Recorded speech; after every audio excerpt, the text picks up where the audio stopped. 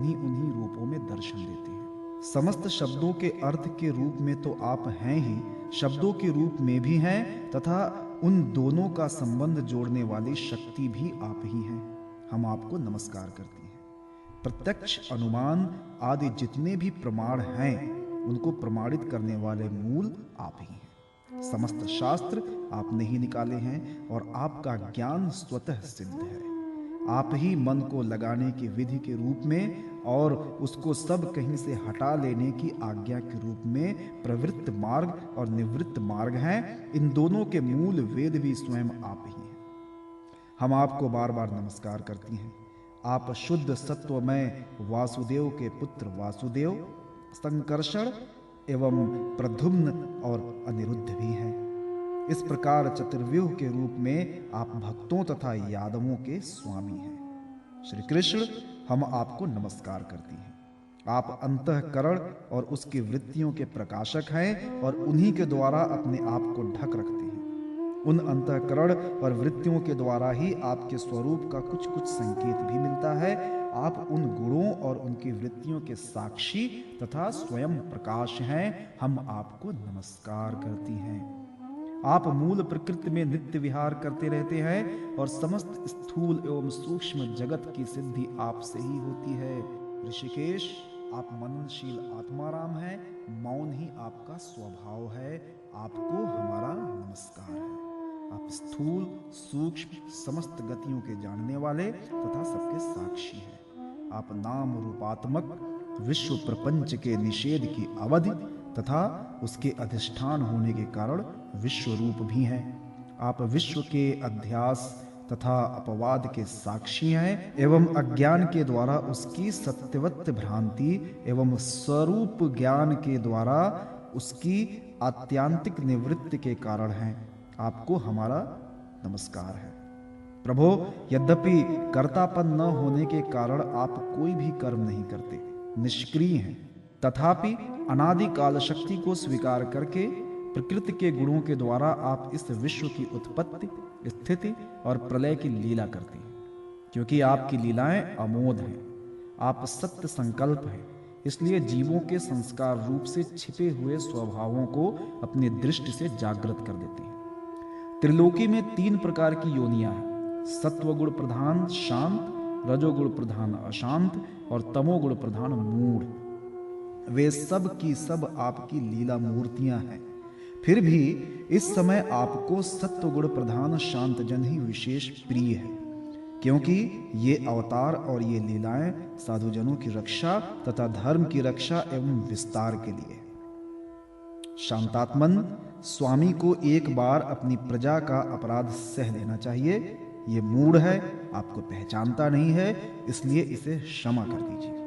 भगवान कृपा कीजिए, अब ये सर्प मरने ही वाला है। साधु पुरुष सदा से ही हम अबलाओं पर दया करते रहते हैं, अतः आप हमें हमारे प्राण स्वरूप पतिदेव को दे दीजिए। हम आपकी दासी हैं, हमें आप आज्ञा दीजिए, आपकी क्या सेवा करें, क्योंकि जो श्रद्धा के साथ आपकी आज्ञाओं का पालन, आपकी सेवा करता है, वो सब प्रकार के भयों से छुटकारा पा जाता है। श्री सुखदेव जी कहते हैं, परीक्षित, भगवान के चरणों की ठोकरों से कालिय नाग के फण छिन्न भिन्न हो गए थे। वो बेसुध हो रहा था। जब नाग पत्नियों ने इस प्रकार भगवान की स्तुति की, तब उन्होंने दया करके उसे छोड़ दिया। धीरे धीरे कालिय नाग ने इंद्रियों और प्राणों में कुछ कुछ चेतना महसूस की। वो बड़ी कठिनता से श्वास लेने लगा और थोड़ी देर बाद बड़ी दीनता से हाथ जोड़कर भगवान श्री कृष्ण से इस प्रकार बोला। कालिय नाग ने कहा, नाथ, हम जन्म से ही दुष्ट तमोगुणी और बहुत दिनों के बाद भी बदला लेने वाले बड़े क्रोधी जीव हैं। जीवों के लिए अपना स्वभाव छोड़ देना बहुत कठिन है। इसी के कारण संसार के लोग नाना प्रकार के दुराग्रह में फंस जाते हैं। विश्व विधाता, आपने ही गुणों के भेद से इस जगत में नाना प्रकार के स्वभाव, वीर, बल, योनि, बीज, चित्त और आकृतियों का निर्माण किया है। भगवान, आपकी सृष्टि में हम सर्प भी हैं, हम जन्म से ही बड़े क्रोधी होते हैं। हम इस माया के चक्कर में स्वयं मोहित हो रहे हैं, फिर अपने प्रयत्न से इस दुस्त्यज माया का त्याग कैसे करें? आप सर्वज्ञ और संपूर्ण जगत के स्वामी हैं। आप ही हमारे स्वभाव और इस माया के कारण हैं। अब आप अपनी इच्छा से जैसा ठीक समझें कृपा कीजिए या दंड दीजिए। श्री सुखदेव जी कहते हैं, कालिय नाग की बात सुनकर लीला मनुष्य भगवान श्री कृष्ण ने कहा, सर्प, अब तुझे यहाँ नहीं रहना चाहिए। तू अपने जाति भाई पुत्र और स्त्रियों के साथ शीघ्र ही यहाँ से समुद्र में चला जा। अब गौएं और मनुष्य यमुना जल का उपभोग करें। जो मनुष्य दोनों समय तुझको दी हुई मेरी इस आज्ञा का स्मरण तथा कीर्तन करे, उसे सांपों से कभी भय ना हो। मैंने इस कालियदह में क्रीड़ा की है, इसलिए जो पुरुष इसमें स्नान करके जल से देवता और पितरों का तर्पण करेगा एवं उपवास करके मेरा स्मरण करता हुआ मेरी पूजा करेगा, वो सब पापों से मुक्त हो जाएगा। मैं जानता हूं कि तू गरुड़ के भय से रमणक दीप छोड़कर इस देह में आ बसा था। अब तेरा शरीर मेरे चरण चिन्हों से अंकित हो गया है, इसलिए जा, अब गरुड़ तुझे खाएंगे नहीं। श्री सुखदेव जी कहते हैं, भगवान श्री कृष्ण की एक एक लीला अद्भुत है। उनकी ऐसी आज्ञा पाकर कालिय नाग और उसकी पत्नियों ने आनंद से भरकर बड़े आदर से उनकी पूजा की। उन्होंने दिव्य वस्त्र, पुष्पमाला, मणि, बहुमूल्य आभूषण, दिव्य गंध, चंदन और अति उत्तम कमलों की माला से जगत के स्वामी गरुड़ ध्वज भगवान श्री कृष्ण की पूजा करके उन्हें प्रसन्न किया। इसके बाद बड़े प्रेम और आनंद से उनकी परिक्रमा की, वंदना की और उनसे अनुमति ली। तब अपनी पत्नियों, पुत्रों और बंधु बांधवों के साथ रमणक द्वीप की, जो समुद्र में सर्पों के रहने का एक स्थान है, यात्रा की। लीला मनुष्य भगवान श्री कृष्ण की कृपा से यमुना जी का जल केवल विषहीन ही नहीं, बल्कि उसी समय अमृत के समान। कालिय के कालियदह में आने की कथा तथा भगवान का व्रजवासियों को दावानल से बचाना। राजा परीक्षित ने पूछा, भगवान, कालिय नाग ने नागों के निवास स्थान रमणक द्वीप को क्यों छोड़ा था, और उस अकेले ने ही गरुड़ जी का कौन सा अपराध किया? श्री सुखदेव जी ने कहा, परीक्षित, पूर्व काल में गरुड़ जी को उपहार स्वरूप प्राप्त होने वाले सर्पों ने यह नियम कर लिया था कि प्रत्येक मास में निर्दिष्ट वृक्ष के नीचे गरुड़ को एक सर्प की भेंट दी जाए। इस नियम के अनुसार प्रत्येक अमावस्या को सारे सर्प अपनी रक्षा के लिए महात्मा गरुड़ जी को अपना अपना भाग देते रहते थे। उन सर्पों में कद्रु का पुत्र कालिय नाग अपने विष और बल के घमंड से मतवाला हो रहा था। उसने गरुड़ का तिरस्कार करके स्वयं तो बलि देना दूर रहा, दूसरे सांप जो गरुड़ को बलि देते थे उसे भी खा लेता। परीक्षित, ये सुनकर भगवान के प्यारे पार्षद शक्तिशाली गरुड़ को बड़ा क्रोध आया। इसलिए उन्होंने कालिय नाग को मार डालने के विचार से बड़े वेग से उस पर आक्रमण किया। विषधर कालिय नाग ने जब देखा कि गरुड़ अपने वेग से मुझ पर आक्रमण करने आ रहे हैं, तब वो अपने 101 फण फैलाकर डसने के लिए उन पर टूट पड़ा। उसके पास शस्त्र थे, केवल दांत, इसलिए उसने दांतों से गरुड़ को डस लिया। उस समय वो अपनी भयावनी जीभें लपलपा रहा था। उसकी सांसें लंबी चल रही थीं और आंखें बड़ी डरावनी जान पड़ती थीं। ताक्षर्य नंदन गरुड़ जी विष्णु भगवान के वाहन हैं और उनका वेग तथा पराक्रम भी अतुलनीय है। कालिय नाग की यह ढिठाई देखकर उनका क्रोध और भी बढ़ गया तथा उन्होंने उसे अपने शरीर से झटक कर फेंक दिया एवं अपने सुनहले बाएं पंख से कालिय नाग पर बड़े जोर से प्रहार किया। उनके पंख की चोट से कालिय नाग घायल हो गया। वो घबराकर वहां से भगा और यमुना जी के इस कुंड में चला गया। यमुना जी का यह कुंड गरुड़ के लिए अगम्य था, साथ ही वो इतना गहरा था कि उसमें दूसरे लोग भी नहीं जा सकते थे। इसी स्थान पर एक दिन क्षुधातुर गरुड़ ने तपस्वी सौभरी के मना करने पर भी अपने अभिष्ट भक्ष मत्स्य को बलपूर्वक पकड़कर खा लिया। अपने मुखिया मत्स्यराज के मारे जाने के कारण मछलियों को बड़ा कष्ट हुआ। वे अत्यंत दीन और व्याकुल हो गई। उनकी यह दशा देखकर महर्षि सौभरी को बड़ी दया आई। उन्होंने उस कुंड में रहने वाले सब जीवों की भलाई के लिए गरुड़ को यह शाप दे दिया, यदि गरुड़ फिर कभी इस कुंड में घुसकर मछलियों को खाएगा तो उसी क्षण प्राणों से हाथ धो बैठेगा। मैं ये सत्य सत्य कहता हूं। परीक्षित, महर्षि सौभरी के इस शाप की बात काली नाग के सिवा और कोई सांप नहीं जानता था, इसलिए वो गरुड़ के भय से वहां रहने लगा और अब भगवान श्री कृष्ण ने उसे निर्भय करके वहां से रमणक द्वीप में भेज दिया। परीक्षित, इधर भगवान श्री कृष्ण दिव्य माला, गंध, वस्त्र, महामूल्य मणि और सुवर्णमय आभूषणों से विभूषित हो उस कुंड से बाहर निकले। उनको देखकर सब के सब व्रजवासी इस प्रकार उठ खड़े हुए जैसे प्राणों को पाकर इंद्रियां सचेत हो जाती हैं। सभी गोपों का हृदय आनंद से भर गया। वे बड़े प्रेम और प्रसन्नता से अपने कन्हैया को हृदय से लगाने लगे। परीक्षित, यशोदा रानी, रोहिणी जी, नंद बाबा, गोपी और गोप सभी श्री कृष्ण को पाकर सचेत हो गए। उनका मनोरथ सफल हो गया। बलराम जी तो भगवान का प्रभाव जानते ही थे। वे कृष्ण को हृदय से लगाकर हंसने लगे। पर्वत, वृक्ष, गाय, बैल, बछड़े सब के सब आनंद मग्न हो गए। गोपों के कुल गुरु ब्राह्मणों ने अपनी पत्नियों के साथ नंद बाबा के पास आकर कहा, नंद जी, तुम्हारे बालक को काली नाग ने पकड़ लिया था, सो छूट कर आ गया है। ये बड़े सौभाग्य की बात है। श्री कृष्ण के मृत्यु के मुख से लौट आने के उपलक्ष्य में तुम ब्राह्मणों को दान करो। परीक्षित, ब्राह्मणों की बात सुनकर नंद बाबा को बड़ी प्रसन्नता हुई। उन्होंने बहुत सा सोना और गौएं ब्राह्मणों को दान में दी। परम सौभाग्यवती देवी यशोदा ने भी काल के गाल से बचे हुए अपने लाल को गोद में लेकर हृदय से चिपका लिया। उनकी आंखों से आनंद के आंसुओं की बूंदें बार बार टपक पड़ती थी। राजेंद्र, व्रजवासी और गौवें सब बहुत ही थक गए थे। ऊपर से भूख प्यास भी लग रही थी, इसलिए उस रात में व्रज में नहीं गए, वहीं यमुना जी के तट पर सो गए। गर्मी के दिन थे, उधर का वन सूख गया था। आधी रात के समय उसमें आग लग गई। उस आग ने सोए हुए व्रजवासियों को चारों ओर से घेर लिया और उन्हें जलाने लगी। आग की आंच लगने पर ब्रजवासी घबराकर उठ खड़े हुए और लीला मनुष्य भगवान श्री कृष्ण के शरण में गए। उन्होंने कहा, प्यारे श्री कृष्ण, श्याम सुंदर, महाभाग्यवान बलराम, तुम दोनों का बल विक्रम अनंत है।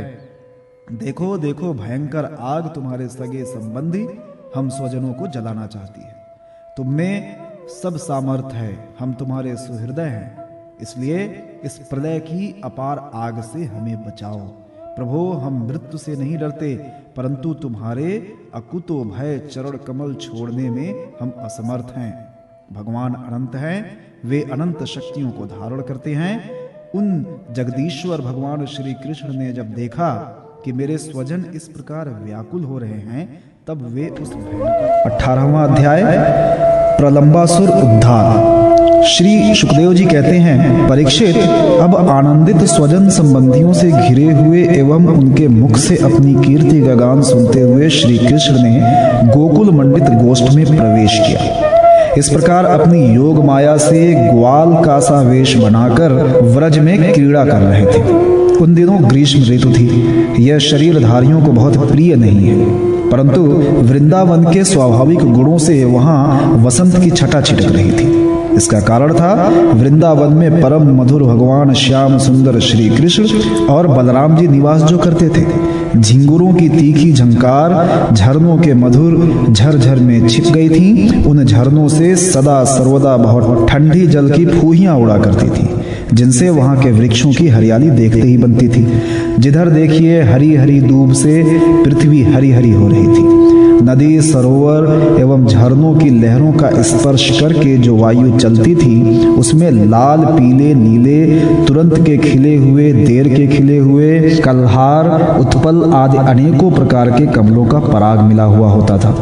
इस शीतल, मंद और सुगंध वायु के कारण वनवासियों को गर्मी का किसी प्रकार क्लेश नहीं सहना पड़ता था। न दावाग्नि का ताप लगता था और न तो सूर्य का घाम ही। नदियों में अगाध जल भरा हुआ था। बड़ी बड़ी लहरें उनके तटों को चूम जाया करती थीं। वे उनके पुलिनों से टकराती और उन्हें स्वच्छ बना जाती।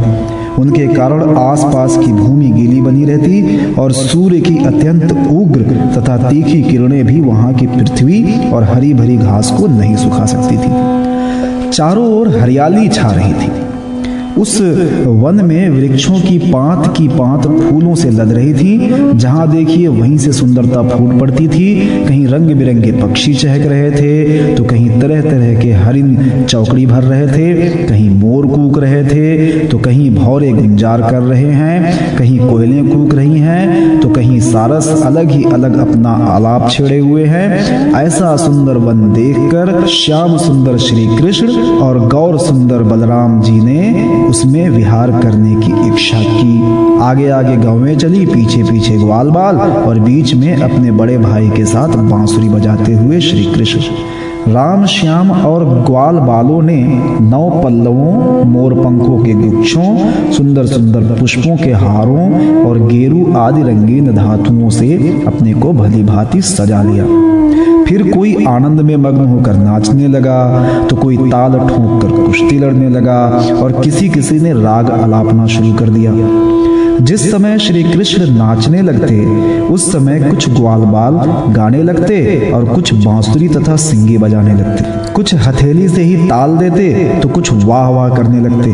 परीक्षित, उस समय नट जैसे अपने नायक की प्रशंसा करते हैं वैसे ही देवता लोग ग्वाल बालों का रूप धारण करके वहां आते और गोप जाति में जन्म लेकर छिपे हुए बलराम और श्री कृष्ण की स्तुति करने लगते। घुंघराली अलकों वाले श्याम और बलराम कभी एक दूसरे का हाथ पकड़कर कुम्हार के चाक की तरह चक्कर काटते, घुमरी परेता खेलते, कभी एक दूसरे से अधिक फांद जाने की इच्छा से कूदते, कूड़ी डांटते, कभी कभी होड़ लगाकर ढेले फेंकते तो कभी ताल ठोंक ठोंक कर रस्साकसी करते। एक दल दूसरे दल के विपरीत रस्सी पकड़कर खींचता और कभी कहीं एक दूसरे से कुश्ती लड़ते लड़ाते। इस प्रकार तरह तरह के खेल खेलते।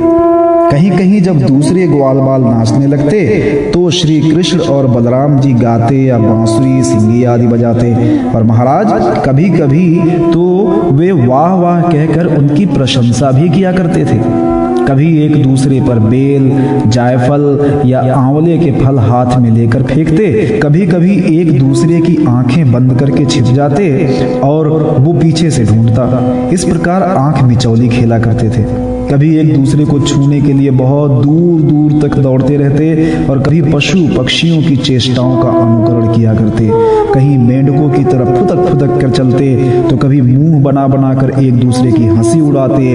कहीं रस्सियों से वृक्षों पर झूला डालकर झूलते तो कभी 2 बालकों को खड़ा कराकर उनकी बाहों के बल पर ही लटकने लगते, कभी किसी राजा की नकल करने लगते। इस प्रकार राम और श्याम वृंदावन की नदी, पर्वत, घाटी, कुंज, वन और सरोवरों में वे सभी खेल खेलते जो साधारण बच्चे संसार में खेला करते हैं। एक दिन जब बलराम और श्री कृष्ण ग्वाल बालों के साथ उस वन में गौवे चरा रहे थे तब ग्वाल के वेश में प्रलंब नाम का एक असुर आया। उसकी इच्छा थी कि मैं श्री कृष्ण और बलराम को हर कर ले जाऊं। भगवान श्री कृष्ण सर्वज्ञ हैं, वो उसे देखते ही पहचान गए। फिर भी उन्होंने उसका मित्रता का प्रस्ताव स्वीकार कर लिया। वे मन ही मन ये सोच रहे थे कि किस युक्ति से इसका वध करना चाहिए। ग्वाल बालों में सबसे बड़े खिलाड़ी खेलों के आचार्य श्री कृष्ण ही थे। उन्होंने सब ग्वाल बालों को बुलाकर कहा, मेरे प्यारे मित्रों, आज हम लोग अपने को उचित रीति से 2 दलों में बांट लें और फिर आनंद से खेलें। उस खेल में ग्वाल बालों ने बलराम और श्री कृष्ण को नायक बनाया। कुछ श्री कृष्ण के साथी बन गए और कुछ बलराम के। फिर उन लोगों ने तरह तरह से ऐसे बहुत से खेल खेले जिनमें एक दल के लोग दूसरे दल के लोगों को अपनी पीठ पर चढ़ाकर एक निर्दिष्ट स्थान पर ले जाते थे। जीतने वाला दल चढ़ता था और हारने वाला दल ढोता था।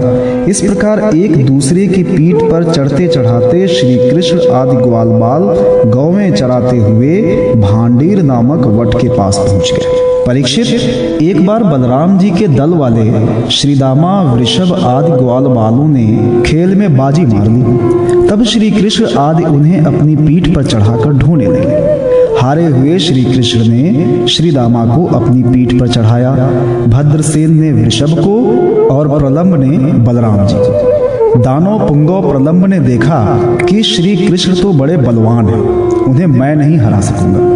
अतः वो उन्हीं के पक्ष में हो गया और बलराम जी को लेकर फुर्ती से भाग चला और पीठ पर से उतारने के लिए जो स्थान नियत था उससे आगे निकल गया। बलराम जी बड़े भारी पर्वत के समान बोझ वाले थे।